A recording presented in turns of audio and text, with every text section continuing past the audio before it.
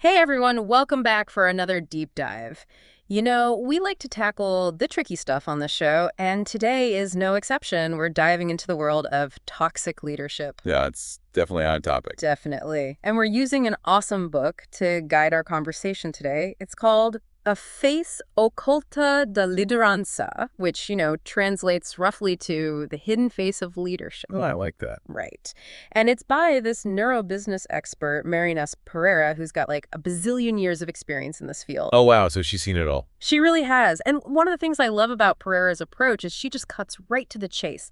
Like she lays out this framework right off the bat, categorizing leaders into three main groups. And it's fascinating stuff. She's got your leaders with integrity, right? The ones who are all about fairness, ethical behavior, that kind of thing.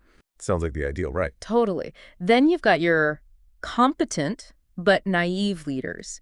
These are folks who, they can get the job done, but they might be kind of clueless about the whole power dynamics thing. Like, Right. They might not even recognize when someone's being manipulative or abusive. Oh, interesting. So good intentions, but maybe missing a piece of the puzzle. Exactly. But then, and this is where it gets really interesting, Pereira introduces us to the psychopathic leaders. Now, that's a term you don't hear every day in the business world. Right. And I think that's what's so powerful about Pereira's work. She's making these connections between, like, clinical psychology and the very real ways that these personality types show up in leadership roles. And what's her take on what makes someone a psychopathic leader? How does she define that? Well, it's not just about, being a bad boss or having a tough management style. She's talking about individuals who are really drawn to power, like it's this magnetic pull for them. So power hungry, but on another level. Exactly. And often, according to Pereira, these individuals struggle with empathy. They might be incredibly skilled at manipulating others, reading people, figuring out their weaknesses and using that to their advantage.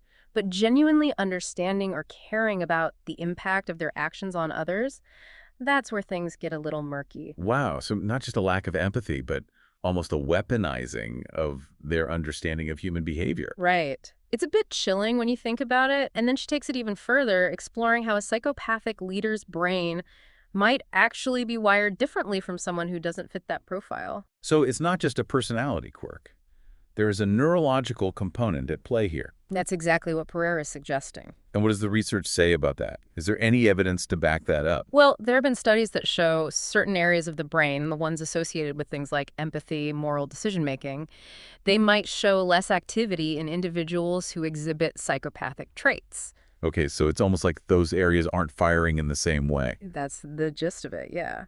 Which is pretty wild to think about. I mean, if those areas of the brain aren't fully engaged, it kind of makes sense that someone might struggle to grasp the full emotional impact of their decisions on other people. And that's huge, especially in a leadership position. Totally. Imagine someone in a leadership role who just doesn't pick up on those subtle cues of stress or burnout in their team. Or worse, misinterprets them. I've definitely had bosses who saw any display of emotion as weak or unprofessional. Right. And it's like, how can you effectively lead a team if you're not even on the same planet emotionally? Yeah, and it makes me think about all those times I've had a boss who seemed completely out of touch with how their decisions were landing with the team. Could that be what was going on there? It's definitely possible. And I think it's important to point out that, we're not saying everyone who is a tough boss or makes a questionable decision has a brain abnormality. It's way more complex than that. Right, there's a lot more nuance to it. Yeah. This is where that whole nature versus nurture debate comes into play. Pereira acknowledges that genetics might make someone more susceptible to developing these traits, but our environment, our childhood experiences, traumas, social influences, all that stuff, it all plays a role too. It's never just one thing, right? It's always a combination of factors. It's easy to go down that rabbit hole of brain science and psychology, but Pereira brings us back to earth pretty quick. She wants us to remember that this isn't just some theoretical concept. It's got huge real-world consequences, like toxic leadership has a very real cost. Yeah, and I think people often focus on the bottom line, right? The financial impact. And it's not insignificant. Oh, absolutely. Pereira gets into that, talks about the financial toll, decreased productivity, turnover rates through the roof, healthcare costs skyrocketing because everyone's so stressed they're getting sick. It's a mess. Yeah, and Pereira doesn't just theorize about this stuff. She brings in the research. For sure. Like, she cites this one study, I think it was out of the University of Manchester. And get this, they found a direct link between abusive bosses and a higher risk, like way higher, of heart attacks among their employees. Oh my gosh, I've heard of that. Isn't it like 60% higher risk or something crazy? Nothing like that, yeah. Just let that sink in for a minute. A 60% higher risk of a heart attack because of your boss. That's not just, oh, my boss is annoying. We're talking about people's lives here, their health, their families, all because of a toxic work environment. That's really heavy stuff. It's kind of terrifying when you think about it that way. It makes me wonder, like, if you're in that situation, if you're in that kind of toxic environment, what can you even do to protect yourself? Like, where do you even begin to navigate a workplace when your boss is basically a walking health hazard? I think that's exactly the point Pereira is trying to make. She wants us to feel empowered, not powerless. She says knowledge is power, right? So she gives us the tools to recognize the signs, to understand the game that's being played, and then hopefully to take action. So it's not just about identifying the problem, it's about, okay, now what? Yeah, exactly. She lays out some concrete steps that both organizations and individuals can take. Like one of the biggies she emphasizes is hiring practices. Oh, you mean like, don't just hire someone because they look good on paper? Yeah. Exactly. Go beyond the resume. Really dig deep into a candidate's personality, their leadership style. Think behavioral interviews, personality assessments, even talking to references beyond the ones they give you. That makes a ton of sense. But it sounds like Pereira is talking about a major shift in how companies think about leadership. That's exactly it.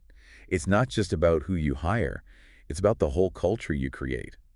Pereira is a huge advocate for building a healthy organizational culture from the ground up, one that values transparency, ethical behavior, respect for everyone. It sounds like, well, almost like starting from scratch for a lot of organizations. It can be a big change, for sure. But when you think about the cost of not doing it, the human cost we were just talking about, it really puts things in perspective. No doubt. But I'm curious, what about the people who are, like, right now dealing with a toxic boss? What does Pereira suggest they do in that situation? That's where, knowledge is power really comes into play. Pereira is big on giving employees the tools and knowledge they need to navigate these situations, to advocate for themselves. Like, what kinds of tools are we talking about? Well, training, for one. She talks about how important it is for organizations to provide training on things like assertiveness, how to communicate effectively, set boundaries, and then conflict resolution skills so people can address issues head on. So not just avoiding conflict, but learning how to actually deal with it in a healthy way. Exactly. But it goes beyond just individual skills, right? Yeah. Because if the entire organization is okay with like a certain level of toxicity, then those skills only go so far. Right. So it's got to be a top-down and bottom-up approach. I think so. Yeah. But for individuals, knowing what to look for is huge. Pereira actually lays out a whole list of red flags in the book. Oh, yeah. Like what kind of red flags? Let's see, there's the classic, like, thriving on fear type of boss. Creating this environment where everyone's walking on eggshells all the time. Yeah. Been there. Right. Or the boss who's constantly shifting the blame. Nothing is ever their fault. It's always someone else's problem. Oh, or how about the one who takes all the credit when things are good, but throws everyone under the bus the second something goes wrong? Classic. And, it's funny just because we laugh, but it's actually really sad how common these behaviors are. It is kind of wild, isn't it? Like once you start to see the patterns, it's almost like, how did we not notice this before? Exactly. But here's the thing.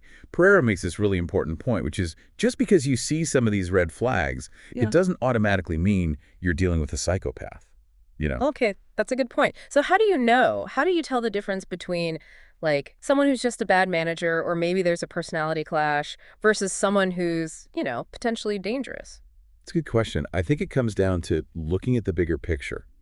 Like, is there a pattern of this behavior? Is it consistent? And more importantly, is it creating a negative or even hostile work environment? So it's not just about individual interactions, it's about the overall impact on the team and the organization. Right. And if you're seeing a pattern of behavior that's creating a toxic environment, that's a huge red flag. This whole conversation's been really eye-opening, like a little scary at times, but mostly I feel more empowered having this information. Me too. And I think that's exactly what Pereira wants. She wants us to feel empowered, to be able to spot these patterns, understand the dynamics at play, and then take action. Right. Like we have a responsibility to create healthier workplaces. Absolutely. And I love how Pereira ends the book. She leaves us with this like provocative question. Oh, yeah. What was it again? It was something like, if our current models of leadership don't account for these darker personality types, then what does that mean for how we define and cultivate good leadership in the future? That's a big question. Right. It really challenges us to rethink everything. Like, what if instead of focusing on charisma or like being a strong leader, we focus on empathy and integrity and, a genuine care for the well-being of others? That's what we should be striving for, right? I think so. It's about creating a world where good leadership is the norm, not the exception. Totally. Well, on that note, I think we've done about as much deep diving as we can handle for one day. My brain's a little fried, to be honest. Right. It's heavy stuff. But seriously, this was an important conversation, so thank you all for coming on this journey with us. And remember, knowledge is power. The more we understand about these dynamics, the better equipped we'll be to create positive change both in our own lives and in the world. Until next time, keep asking those tough questions and keep fighting for a better future.